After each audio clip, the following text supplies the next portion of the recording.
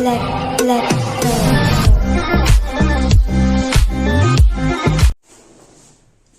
Good morning everyone. आज हम लोग कक्षा 10 के अध्याय 10 का हम लोग चर्चा करने जा रहे हैं, जिसमें अध्याय 10 में ब्रीथ का परिचय के साथ साथ एक्सरसाइज 10.1 का हम लोग पूरा सॉल्यूशन करेंगे। तो अध्याय 10 में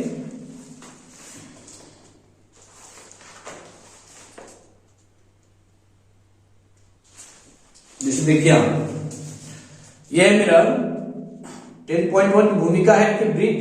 आज हम ब्रीथ के बारे में परिचय लेंगे। जैसे जानते हैं किसी भी अध्याय को गहराई से यदि जानना हो तो उसका परिचय जानना बहुत जरूरी है। किसी भी अध्याय में आप अंदर घुसिए, उसका परिचय होना जरूरी है, तभी आप क्वेश्चन को परफेक्ट रूप से अच्छा प्रकार से हम लोग समझ सकते हैं और उसको हम लोग सॉल्यूशन कर सकते हैं। इसलिए पहले हम इसका परिचय में जानते हैं कि ब्रीथ आखिर है क्या। प्रश्नावली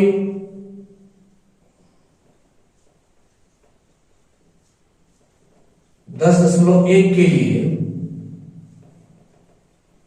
क्लास 10 का प्रश्नावली 10.1 के लिए लोग कहा है सर ब्रीथ, जिसका अर्थ होता है सर्किल। क्या है सर्किल, किसको कहेंगे ब्रीथ, इसके बारे में बातें हैं। हम लोग एक बिंदु लेंगे और इस बिंदु से एक कोई निश्चित दूरी ले लेंगे। मान लीजिए इस बिंदु का नाम हम लोग ओ दे दिए, जो बाद में वृत्त का केंद्र कहलाएगा। अब इससे हम कुछ दूरी ले लिए। अब इस दूरी को लेकर के चारों बगल से इसकी समान दूरी से एक हम लोग गोल पथ जो है इस प्रकार से हम बना लिए।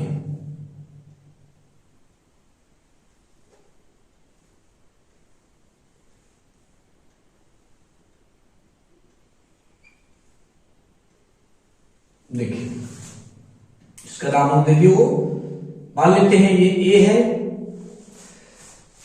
तो किसी एक निश्चित बिंदु से एक निश्चित दूरी लेकर के उसके चारों ओर घुमाया गया एक वृत्ताकार पथ जो है, देखिए एक जो गोलाकार पथ है वो हम लोग को ब्रीथ कहलाता है। अब जो है ओ यदि हम इसको सेंटर मान लें तो ओ से लेकर के ये जो ये दूरी है ये कहलाती है रेडियस, जिसको हम लोग आर से बोध करते हैं, जिसको हिंदी में कहते हैं हम लोग त्रिज्या। और केंद्र से चारों ओर जो बराबर दूरी पर जो ये वक्र है, ये बराबर दूरी पर जो चारों ओर घुमा है, ये हम लोग कहलाता है परिधि।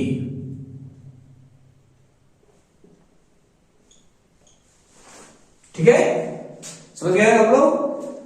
अब है अब आते हैं इसमें से कि यदि कोई रेखा इस प्रकार से ब्रीथ को केवल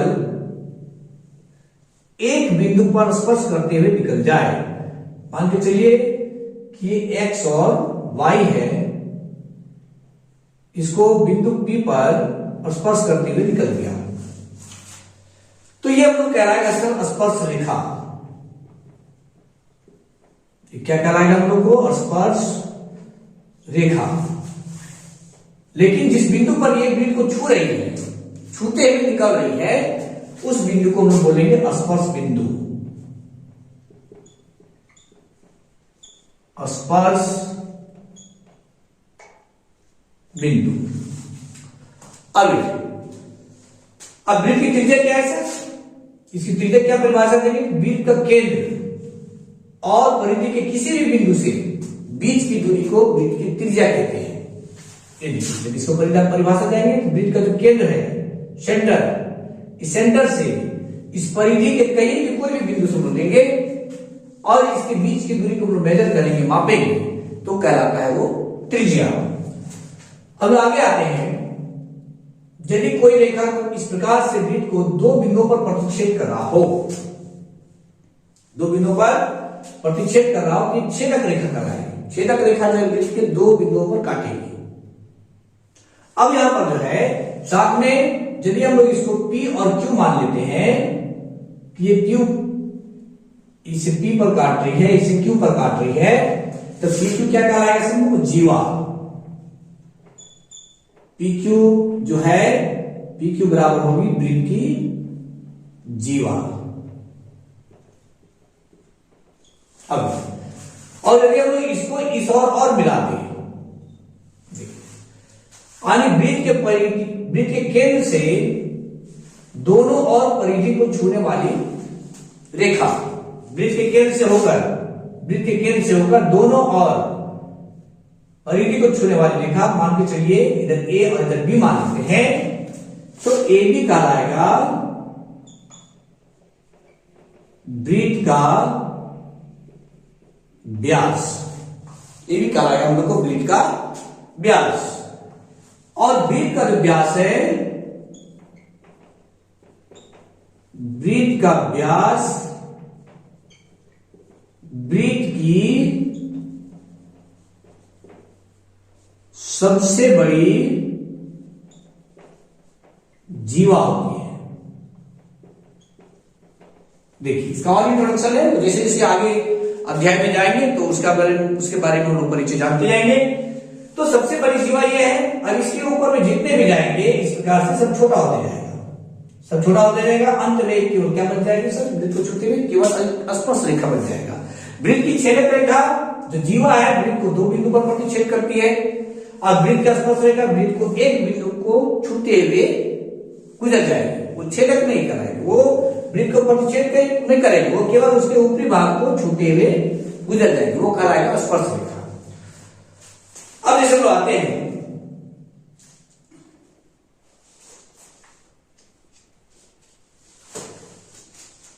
जैसे अब ये हो गया।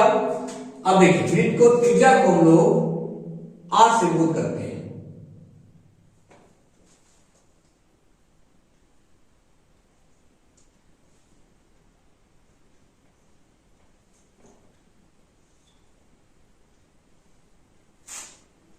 त्रिज्या जिसको हम लोग बोलते हैं रेडियस,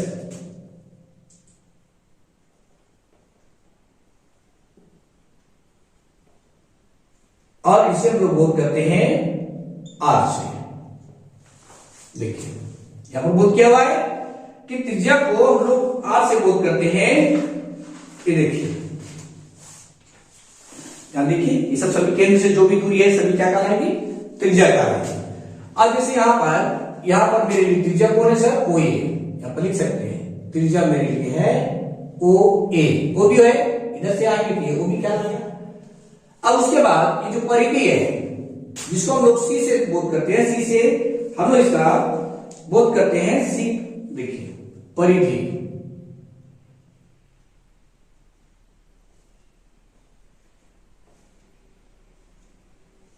परिधि जिसको हम लोग कहते हैं सर्क्यूम्फ्रेंस।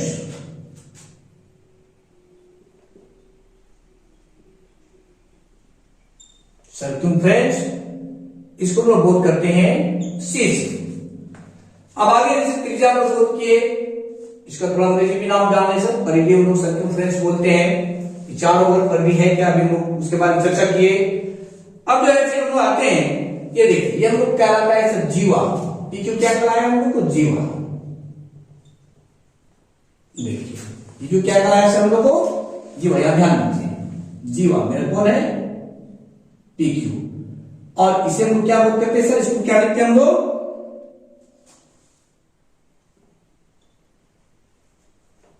कॉट। देखिए इसका नाम हम लोग दिए थे PQ, इधर हम लोग नाम देते हैं। अब जैसे देखिए अब वृत्त जो है अभी हम लोग आ रहे थे कि वृत्त का परिधि का एक सिरा, एक बिंदु, जैसे इस और एक बिंदु ले लेंगे और इसे केंद्र से होकर गुजरने वाली रेखा जहां पर परिधि को टच करती है, ये जो सीधी रेखा है ये कहलाता है इसका व्यास, वृत्त का व्यास। वृत्त का व्यास हुआ ये, जिसको हम लोग कहते हैं डायमीटर।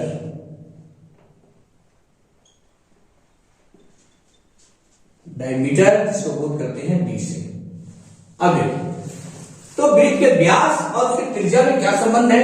अब यहां पे फिगर से वृत्त का व्यास और उसके त्रिज्या में क्या संबंध है इसके बारे में आगे तो ध्यान दीजिएगा यहाँ कि वृत्त का त्रिज्या, ये भी इधर त्रिज्या कहला रहा है, ये भी इधर त्रिज्या कहला रहा है। इसका मतलब त्रिज्या क्या है? सब डबल हो रहा है। तब क्या मतलब वृत्त का व्यास, अर्थात हम लोग यहां पर लिख सकते हैं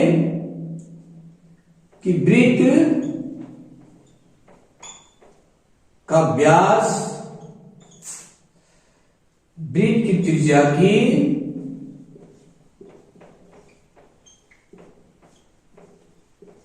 त्रिज्या की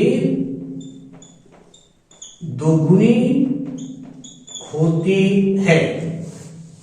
यहां से देखिए, ये सरकार मेरा, ये वृत्त का त्रिज्या है, वो ये वृत्त का त्रिज्या है, वो भी वृत्त का त्रिज्या है, और ये भी वृत्त का व्यास है। इसका अर्थ त्रिज्या का डबल है। इसको लिख सकते हैं, तो वृत्त का व्यास जो है वृत्त की त्रिज्या की दोगुनी होती है, अर्थात इसका d इक्वल टू किसके बराबर होगा सर? 2r। त्रिज्या का दोगुना, ऐसे मतलब 2 से इसको गुना करेंगे तो बराबर हो जाएगा, अर्थात वृत्त की त्रिज्या जो है वो व्यास की आधी होती है। क्लियर हो गया कि वृत्त की त्रिज्या जो है वो क्या है सर? वृत्त के व्यास का क्या हो गया? आधा है। अब हम जो है इस चैप्टर का ये इंट्रोडक्शन एक बार फिर से हम चर्चा कर लें कि वृत्त है क्या। तो किसी एक बिंदु से एक कोई निश्चित दूरी लेकर के प्रकाश के माध्यम से या धागा को लेकर के या किसी भी अन्य उपकरण जो भी हो, इसके चारों बगल जो लोग घुमाते हैं तो सेंटर से सभी यहाँ प्रत्येक बिंदु की दूरी क्या है? बराबर है। इस प्रकार इसको क्या बोलेंगे सब लोग? वृत्त बोलेंगे। और वह रेखा जो वृत्त के यहाँ परिधि पर एक बिंदु लेंगे जो केंद्र से होकर के गुजरता हुआ, केंद्र से गुजरे और वृत्त के परिधि दूसरे छोर पर जो प्रतिच्छेद करती है, ये देखिए ए बी, ये क्या कहलाएगा सब लोग? वृत्त का व्यास, केंद्र से होकर गुजरना चाहिए। और वृत्त का जो जीवा है, ये देखिए वृत्त की जीवा वृत्त को दो बिंदुओं पर प्रतिच्छेद करेगी, तो ये जीवा कहलाएगा। ये हम लोग का है जीवा। और वृत्त की सबसे बड़ी जीवा कौन है सर? ये देखिए वृत्त की व्यास। फिर इससे नीचे जाएंगे तो छोटा होते जाएगा। अभी हम लोग आगे जो अध्याय में जाएंगे तो इसके बहुत सारे इसके त्रिक्षण के बारे में चर्चा करेंगे, वृत्तखंड के बारे में चर्चा करेंगे। अभी 10.1 एक्सरसाइज के लिए ये हम लोग को जानना जरूरी है। अब जैसे इससे संबंधित एक मेरा प्रमेय है, वो है 10.1, जो इस अध्याय को बनाने में बड़ा मददगार है, बहुत ही महत्वपूर्ण है, इंपॉर्टेंट है। अब उसके बारे में चर्चा करते हैं। तो पहले बार फिर देखिए, त्रिज्या जिसको रेडियस बोलते हैं वो आर है, जिसकी है ओ ए, परिधि सर्कमफ्रेंस, चारों बगल जिसको हम बोध करते हैं सर सी से, जीवा ये है सर मेरा पी क्यू, और सबसे बड़ी जीवा है मेरा ए बी या तो बी ए। और अब यहां पर देखिए ए बी वृत्त का व्यास है, और वृत्त का व्यास वृत्त की सबसे बड़ी जीवा होती है। ये बहुत इंपॉर्टेंट है ऑब्जेक्टिव में। और वृत्त का व्यास है वृत्त की त्रिज्या की दोगुनी होती है, जैसे यहां से लोग देख रहे हैं। अब आगे आते हैं।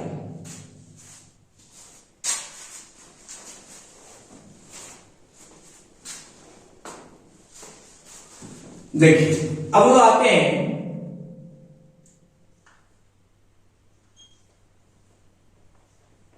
प्रमेय 10.1। देखिए प्रमेय 10.1 लोग आते हैं, और 10.1 क्या कहता है कि वृत्त के किसी बिंदु पर स्पर्श रेखा स्पर्श बिंदु से जाने वाली त्रिज्या पर लंब होती है। अभी हम लोग चित्र के माध्यम से जान रहे थे क्या त्रिज्या से क्या स्पर्श रेखा, हम फिर चित्र बनाएंगे इसके लिए। तो सर ये प्रमेय है क्या? प्रमेय कहते किसको है ये जानना जरूरी है, जिसका हिंदी नाम हम लोग को साध्य है। हिंदी नाम तो अब लोग याद तो रखते नहीं है, सब भाषाएं याद रखते हैं। ये प्रमेय है जैसे, ये हम लोग का हिंदी नाम नहीं है, तो हिंदी नाम लोग साध्य। तो साध्य है क्या? तो कहलाता है ये कि किसी व्यक्ति के द्वारा कहे गए कथनों को उसी कथन के अनुसार उसको हम लोग जब प्रमाणित करते हैं तो हम लोग वो साध्य कहलाता है। जैसे हम लोग जैसे थेल्स प्रमेय में आते हैं, थेल्स नाम के जो व्यक्ति जो दिया, पाइथागोरस प्रमेय में आते हैं, जितने भी है जैसे पाइथागोरस प्रमेय में आते हैं। तो पाइथागोरस प्रमेय क्या कहता है कि किसी समकोण त्रिभुज में बड़े भुजा का जो वर्ग है, यानी कर्ण का जो वर्ग है, सबसे बड़ी भुजा कर्ण कहलाती है। तो बड़े भुजा का जो वर्ग है वो त्रिभुज के अन्य दो छोटे भुजाओं के वर्गों के योग के बराबर होता है। जैसे देखिए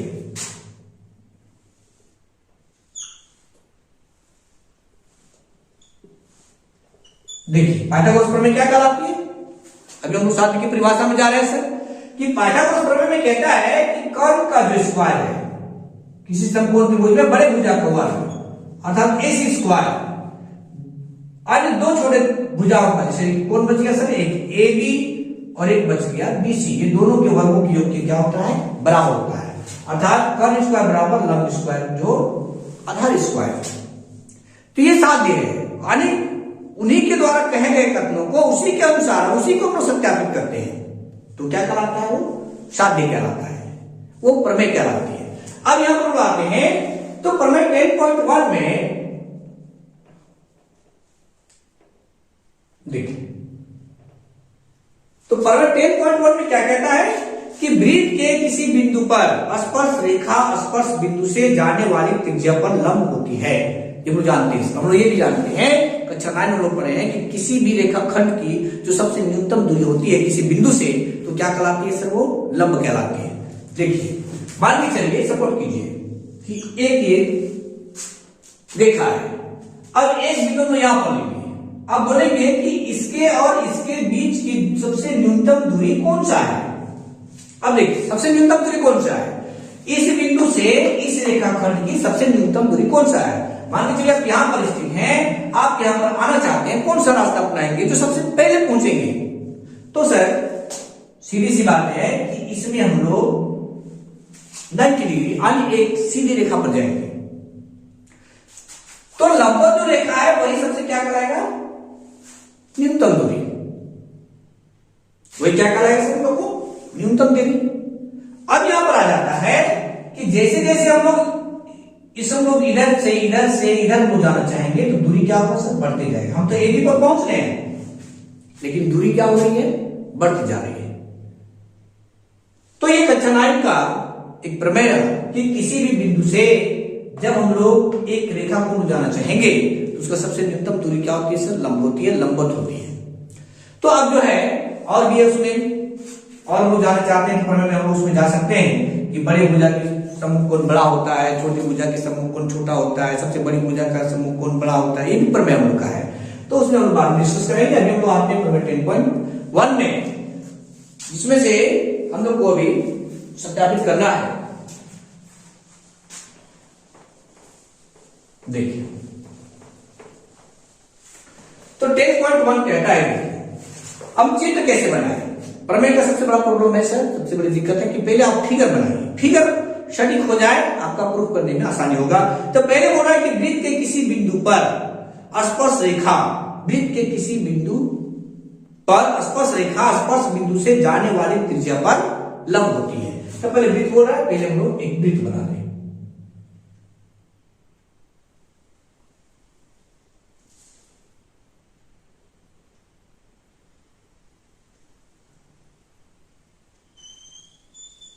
देखिए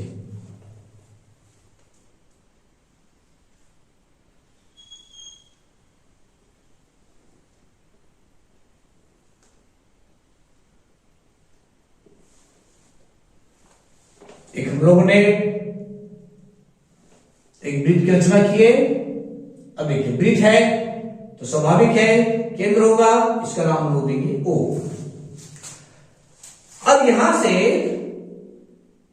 एक हम लोग स्पर्श रेखा को डालेंगे प्रश्न के अनुसार। मान लेते हैं कि स्पर्श रेखा में हम लोग का है X और Y।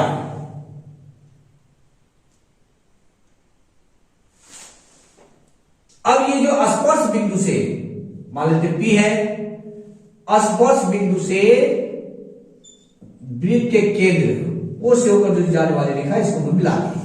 तो बताना है कि ये लंब होती है, ये हमको दिखाना है। तो लंब दिखाने के लिए हमको दिखाना पड़ेगा सर कि और जो बिंदु मान के चलिए कि जैसे हम A ले लिए और यहां पर B ले लिए, तो हमको दिखाना पड़ेगा कि ये सबसे सभी से छोटी रेखा यदि OP है, इसका मतलब एक्स वाई पर वो क्या है सर? लंब है। अभी हम उसमें एग्जांपल में जा रहे थे, लंबवत रेखा सबसे कम दूरी होती है। अब देखिए, अब हम उसको लिखेंगे। तो पहले हम लोगों ने क्या लिया? माना कि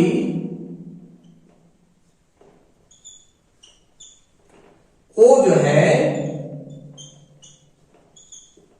वृत्त का केंद्र है। वो क्या है सर? वृत्त का केंद्र है, जहां एक्स वाई एक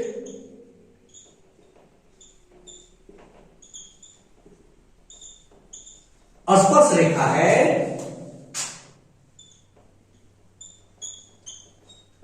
जो वृत्त को बिंदु P पर स्पर्श करती है। बिंदु P पर स्पर्श करती है तथा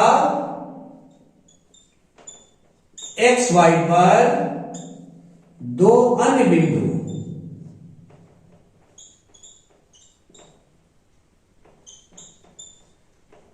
ए और बी लिया गया। देखिए ए भी ऐसा वो बिंदु है जो वृत्त के परिधि से बाहर होगा, क्योंकि सर स्पर्श कर रहा है तो स्पर्श एक ही बिंदु पर करेगा। फिर आगे जाएंगे तो वृत्त को क्या करेगा? छोड़ते जाएगा, जितना दूर जाएंगे वो छोड़ते जाएगा। तो वृत्त के लिए क्या है? ये प्रतिच्छेद रेखा देखिए काटते जा रहे हैं। देखो काट दिया। इस प्रकार से इसका रचना लेंगे। अब हम लोग को सिद्ध क्या करना है?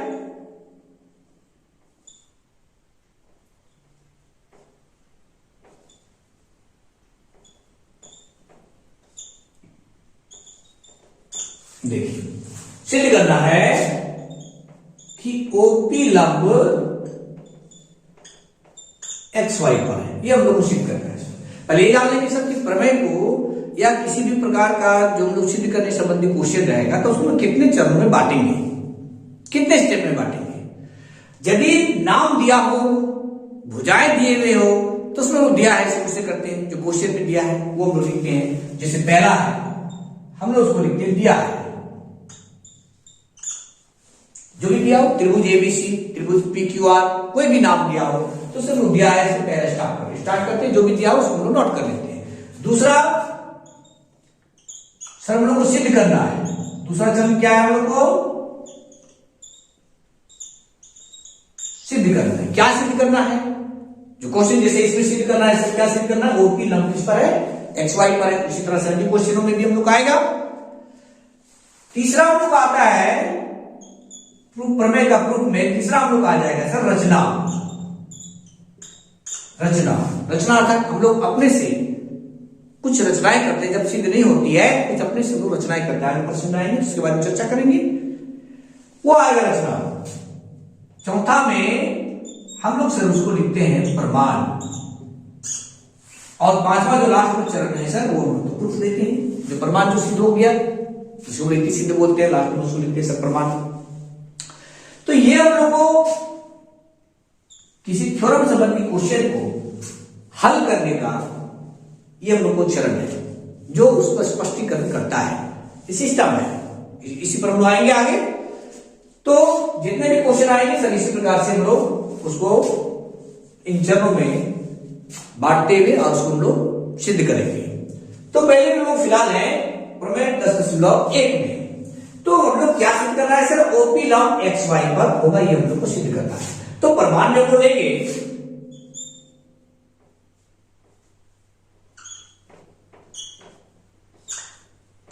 देखिए। तो प्रमाण में क्या है सर? देखिए तो यहां पर जितने भी त्रिभुज हैं देखिए ओ पी ए देखिए मिलाते हैं त्रिभुज ओ पी ए से। क्या है सर? देखिए जब ये कोण बड़ा है तो भुजा बड़ी हो।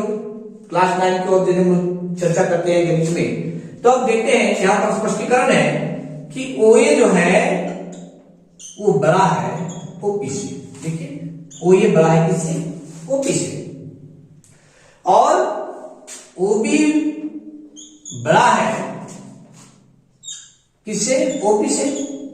ये कहां से आया था? त्रिभुज OPB से। देखिए OPB से, देखिए OPB से। यानी इस बिंदु से स्पर्श बिंदु को छोड़ करके जिधर भी जाएंगे, इधर भी जाएंगे या इधर भी आएंगे, उन केंद्र से उसकी दूरी क्या हो जाएगी, बढ़ती जाएगी, अधिक होती जाएगी। तो यहां पर क्या हो गया सर, यहां पर क्या स्पष्टीकरण हुआ, तो यहां पर हमें इसलिए आ रहा है कि ओपी जो है वो छोटा है ओए से और ओए छोटा है ओबी से। जितना दूर जाएंगे हो जाएगी, क्या हो जाएगी, बढ़ती जाएगी। तो बढ़ती जाएगी, इसका क्या अर्थ हुआ, अर्थात ओपी जो है वो लंब किस पर है सर, एक्स वाई। ये हम लोग प्रमाणित हो गया कि किसी भी बिंदु से किसी भी रेखाखंड की जो सबसे न्यूनतम दूरी होती है वो क्या होती है, लंब रेखा, लंबवत। तो इसलिए क्या हो गया कि यहां पर लिख सकते हैं कि अतः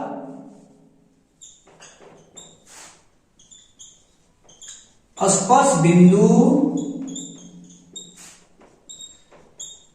P को छोड़कर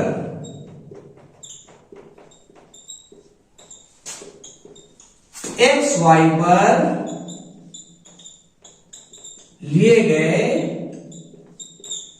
सभी बिंदुओं को दूरी जो है, सभी बिंदुओं की केंद्र से दूरी,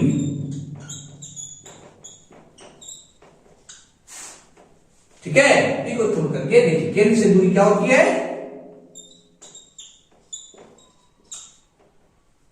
अधिक होती है। P बिंदु को छोड़ करके जितने भी बिंदु इधर लेंगे तो क्या होती है सर, केंद्र से वो अधिक होती है, बढ़ता जाएगा। तब क्या हो जाएगा, इसीलिए जो है ओपी क्या कहलाएगा सर, लंबवत रेखा सबसे छोटा होता है, इसलिए ओपी लंब किस पर होगा, एक्स वाई पर है। यही हम लोग को सिद्ध करना था। ये हम लोग का है प्रमेय 10.1। बीते समझ में आ गया होगा। तो सर देखिए थ्योरम जो है अपने से सोच समझ के लिखने का बहुत ज्यादा है। आप अपने तर्क में कितना छोटा कर पाते हैं, कितना स्पष्ट कर पाते हैं, ये आप पर डिपेंड करता है।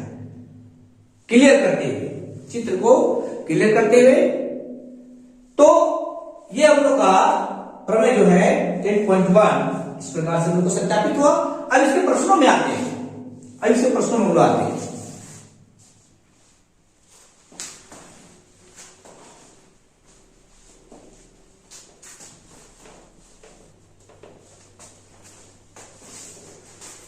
देखिए विद्यार्थियों में गणित और विज्ञान विषय, कोई विद्यार्थियों के लिए सभी को नहीं बोला जा सकता, बहुत सारे विद्यार्थियों, अधिकतर विद्यार्थियों को कठिन लगता है। गणित है, विज्ञान है, ये सब सब्जेक्ट जो है, विषय जो है उनको कठिन लगता है, पर ये सब बहुत आसान है। ये बहुत आसान विषय है, आपको बस उस पर थोड़ा गहरे फोकस करना है, गहरे फोकस करना है। जैसे लाइफ में देखिए, हम एग्जाम्पल देते हैं, लाइफ में हर एक का एक बेस्ट फ्रेंड होता है, बेस्ट फ्रेंड जिसको हम लोग बोल सकते हैं सर गहरा दोस्त।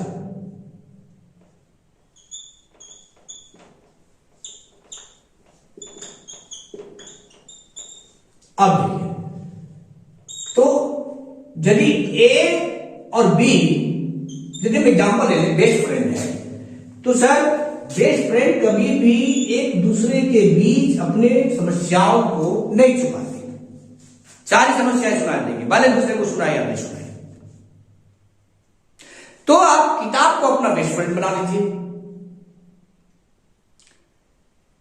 और किताब को जब आप अपना बेस्ट फ्रेंड बनाइएगा तो देखिए उससे संबंधित जितने भी प्रश्न हैं आपको बहुत आसानी से समझ में आएगा। अब बेस्ट फ्रेंड कैसे सर, रोज हम लोग उसको मिस करते हैं, रोज बोलते हैं, हाय बोलते हैं, रोज हाथ मिलाते हैं, रोज उससे बातें करते हैं। तो किताब जब आपका बेस्ट फ्रेंड होगा इसका मतलब रोज उससे आपको बातें करना है, रोज उसको पलट के देखना है, रोज कोई ना कोई प्रश्नों से हम लोग को उसमें लड़ना है, रोज कोई टॉपिक पर हमको चर्चा करना है। तो प्रतिदिन यदि हम उसको देखेंगे तो विषय जो है हम लोगों के लिए आसान हो जाएगा, और हम उसे जितना दूरी बनाएंगे वो हम लोग के लिए कठिन होता जाएगा।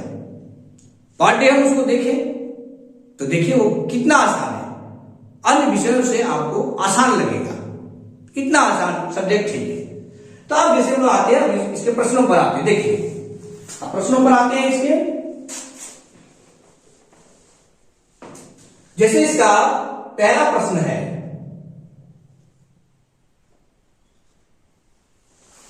क्या है इसका पहला क्वेश्चन? कहता है एक वृत्त की कितनी स्पर्श रेखाएं हो सकती है? ये प्रश्न है सर हम लोग एक्सरसाइज 10.1 का पहला जो प्रश्न है कि एक वृत्त की कितनी स्पर्श रेखाएं हो सकती है।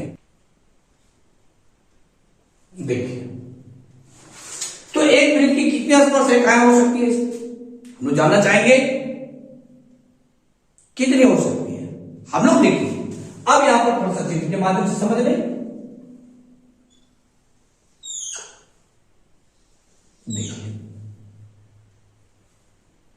देखिए इस प्रकार से जितने भी वृत्त को स्पर्श करते हुए छूते हुए जितने भी रेखाएं गुजरेगी प्रत्येक बिंदु पर, इस परिधि के प्रत्येक बिंदु पर स्पर्श करते हुए गुजरेगी, तो सभी क्या कहलाएंगे? स्पर्श रेखाएं कहलाएंगी। तब क्या होगा सर? जरा चित्र में देखिए कितने सारे हैं। तो हम जानना चाहेंगे कि क्वेश्चन दिया है कि एक वृत्त की कितनी स्पर्श रेखाएं हो सकती है। देखिए सेंटर है, ये चारों बगल से इसको स्पर्श कर रहा है, तो कितना लिखेंगे सर? अनेक। देखिए कितना आसान है, हम लोग परिचय में भी जा रहे थे और इससे भी क्लियर करें। देखिए प्रत्येक बिंदु पर छूते हुए वृत्त में अनेक बिंदु है सर परिधि पर, चारों बगल से इसको छूते हुए जितने भी रेखाएं गुजरेगी सब आसपास छूते हुए पास करेगी, वृत्त से बाहर स्पर्श करते हुए वो सभी क्या कहलाएगी? स्पर्श रेखाएं। तो क्या लिखेंगे इसको? अनेक। स्पर्श अनेक रेखाएं हो सकती है। अब कहता है 2 नंबर में रिक्त स्थानों की पूर्ति कीजिए। क्वेश्चन नंबर 2 का 1 देखिए,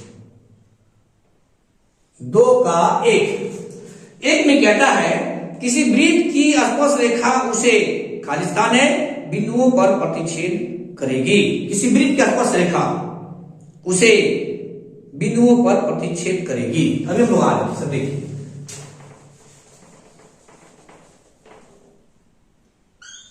चित्र के माध्यम से हम लोग समझे। एक वृत्त है, ये देखिए ये स्पर्श रेखा है, ये कितने बिंदु पर प्रतिच्छेद किया? स्पर्श किया, कितने बिंदु को छूते हुए जा रहा है? एक बिंदु। यदि 2 बिंदुओं को छुएगा तो छेदक रेखा कहलाएगा, और छेदक रेखा ये वृत्त की राशि क्या कहलाएगी सर? जीवा। देखिए तो स्पर्श रेखा है, इसका मतलब कितने बिंदु को छूते हुए जाएगी? एक बिंदु को। तो यहां पर लिख सकते हैं किसी वृत्त की स्पर्श रेखा उसे एक बिंदु पर प्रतिच्छेद करती है। प्रतिच्छेद करती है सर, आगे छूते हुए जाती है। अब देखिए तो यहां पर क्वेश्चन नंबर 1 का जो खाली स्थान में है वो हम कितना बनेंगे सर? 1। अब ये कहता है वृत्त को 2 बिंदुओं पर प्रतिच्छेद करने वाली रेखा को क्या कहते हैं सर? वृत्त के 2 बिंदुओं को, जैसे देखिए इसी चित्र में देखिए, जिसे मान के चलिए एक ही देखिए 2 बिंदु पर काट रहा है वृत्त को 2 बिंदु पर प्रतिच्छेद कर रहा है। देखिए एक ए पर एक बी पर, इसका नाम क्या दिए थे हम लोग? तो 2 बिंदुओं पर प्रतिच्छेद करने वाली रेखा को क्या बोलते हैं सर? छेदक रेखा कहते हैं। क्या बोलेंगे इसको? छेदक रेखा या फिर जीवा। जीवा भी कहलाती है। अब आगे आते हैं देखिए, फिर एक वृत्त की तीसरा क्वेश्चन इसका है।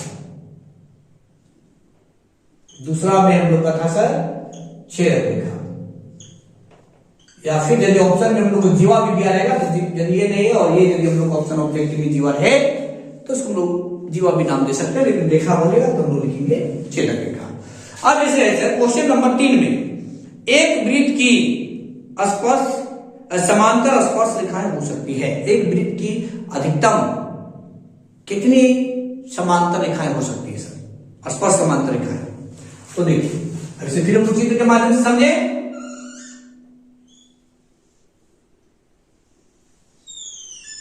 देखिए यही समांतर रेखा है। समांतर रेखा किसको बोलेंगे सर? पहले ये आ गया, कैसे में जानेंगे? समांतर है तो समांतर रेखा क्या है, किसको है?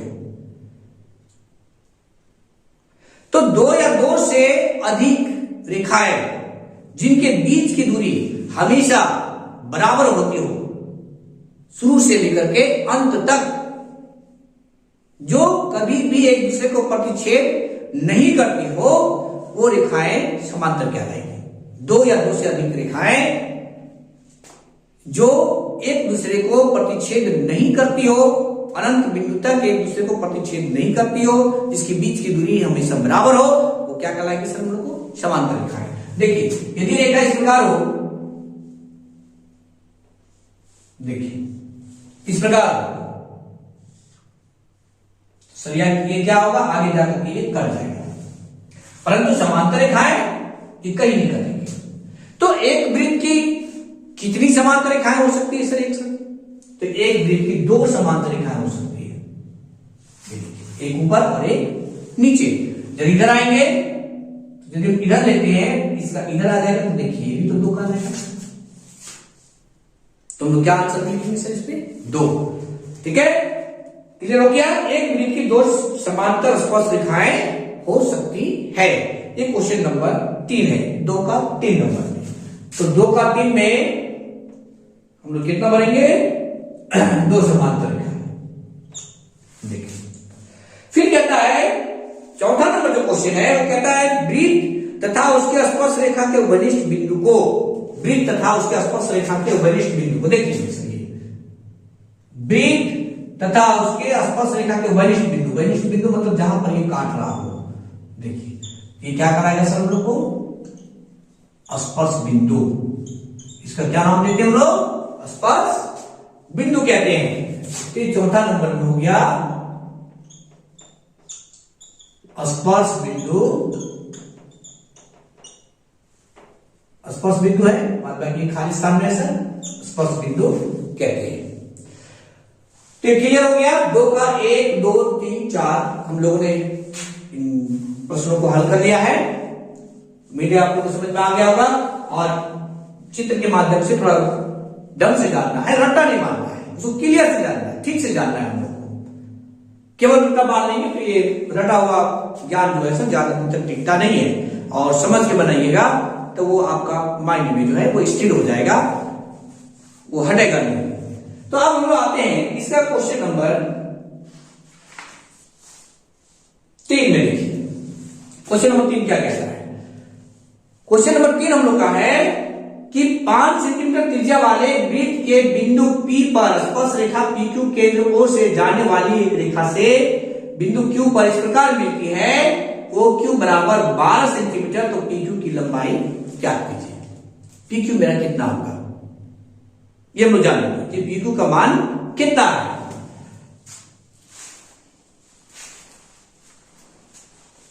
इसे वो साफ कर दे।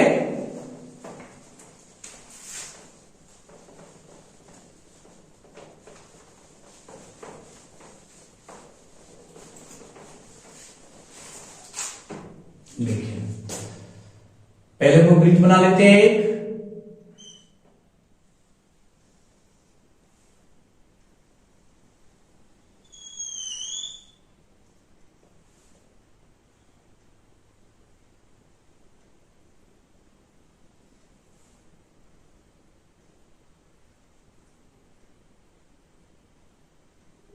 देखिए अब इसका केंद्र जो है वो हम लोग का है O। इसका नाम दिया है क्वेश्चन में केंद्र O। अब जरा चित्र को आगे कंप्लीट करें। कहता है 5 सेंटीमीटर त्रिज्या वाले एक वृत्त के बिंदु P पर स्पर्श रेखा PQ केंद्र O से जाने वाली एक रेखा से बिंदु Q पर इस प्रकार मिलती है कि OQ बराबर है 12 सेंटीमीटर। अब यहां पर आइए पहले एक स्पर्श बिंदु लीजिए।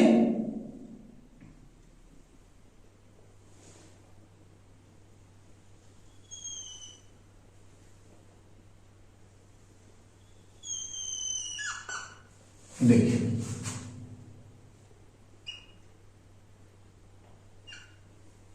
P हो गया स्पर्श बिंदु, ये बाह्य बिंदु है सर का Q। तो अब ये त्रिज्या हम लोग कितना दिया है? 5 सेंटीमीटर, और OQ बराबर दिया हुआ है 12 सेंटीमीटर।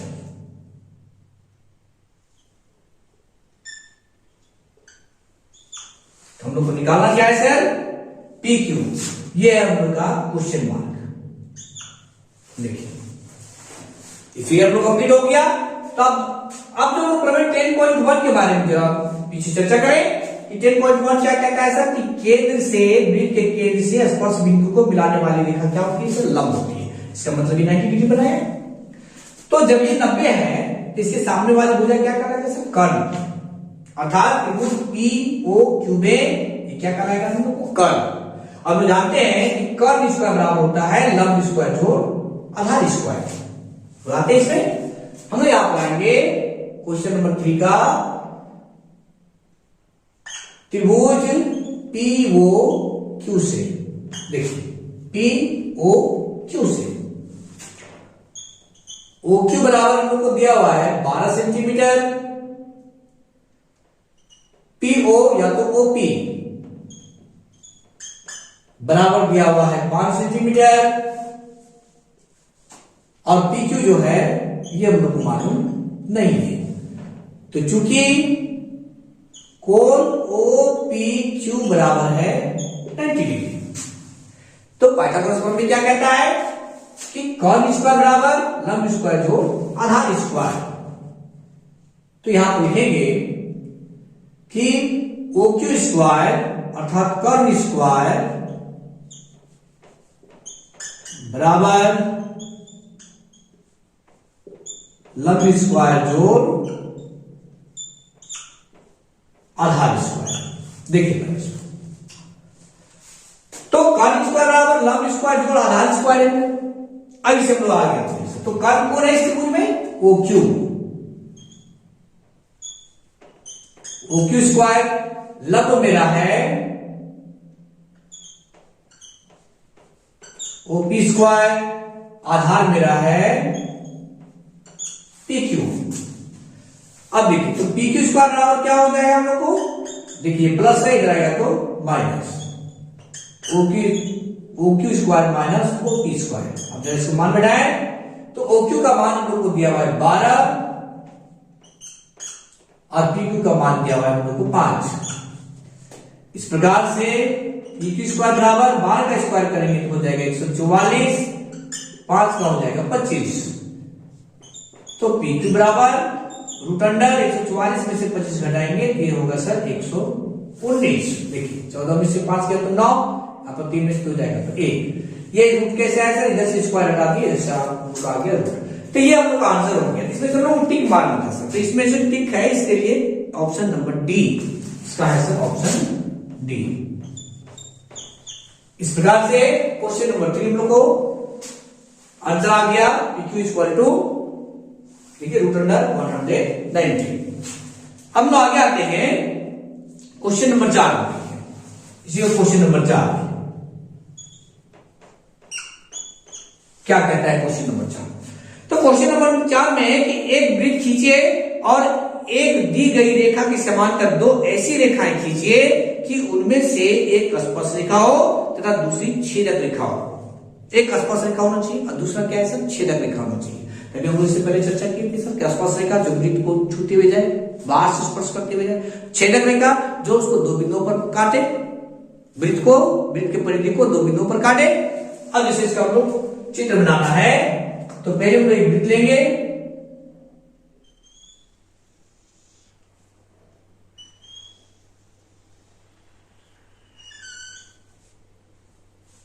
देखिए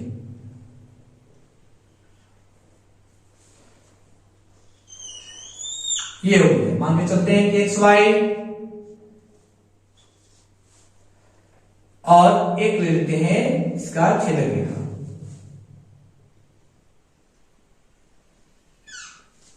जैसे मान लेते हैं कि ये P और Q है।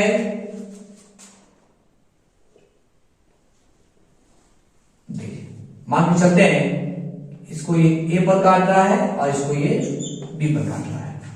ये देखिए ये दोनों समांतर है, लेकिन एक स्पर्श रेखा है और एक क्या है सर, छेदक रेखा। मान लीजिए सी पर स्पर्श करना है, बिंदु सी पर।